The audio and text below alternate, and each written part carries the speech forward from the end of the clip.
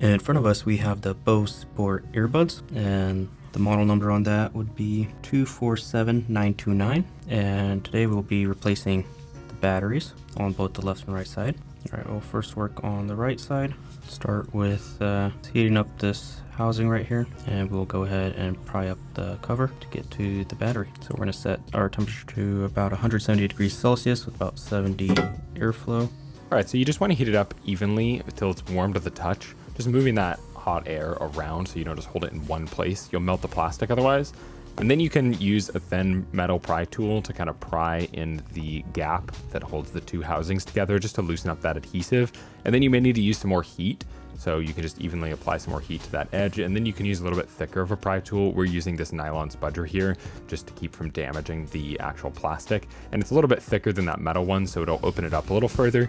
And then we used some more heat and then a little bit more prying with the nylon spudger. And then we were finally able to get inside of it. So right off the bat, you can see there's no wires going to the battery. It's actually just glued in place, and it has one contact sticking off of it. And then the other one is just the whole back of the battery, but it's glued really sturdily in place so that those contacts can't come loose. So all you have to do is just heat up the battery, just put a good amount of warm air on it and just get it warmed up. You don't want it to be super hot because that can either cause the battery to expand or catch on fire. So you just want to keep the same temperature that we used to take the case apart and just warm it up so the adhesive gets a little loose. And then you can use your nylon spudger to slowly cut through that adhesive and lift up the metal leg contact and then work your way to actually prying up the battery. And we found for lifting the battery that you can use a little bit of rubbing alcohol on the end of your spudger to kind of dab along the edges of the battery, and that'll loosen up the adhesive. Hey, this is Joe from the Sauna. If this video brought you value, please support us by buying parts, tools, refurbished electronics, or sending your device in for repair so we can keep offering you free repair tutorials. Back to the video. All right, so we actually switched back over to a flathead screwdriver that's a little bit sharper. We sell that in our Joe's GE toolkit. As you can see, it kind of pops out really satisfyingly out of that metal case. But the flathead is just a little sharper, like I said, so it'll cut through the glue a little bit better. And then once we had it lifted up, then we switched back over to the nylon spudger just to be careful of the contacts. But there's a little bit of glue typically over the contacts and underneath the battery that hold it in place just to keep them from coming loose.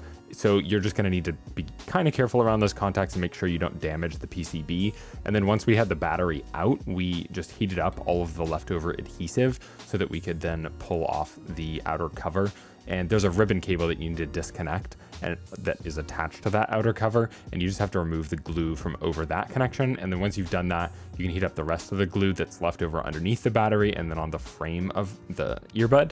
And then use your little flathead to scrape off all of the old adhesive. And this step's really important because it's going to give you the best water resistance if you remove all of the old adhesive and then you put the new glue on.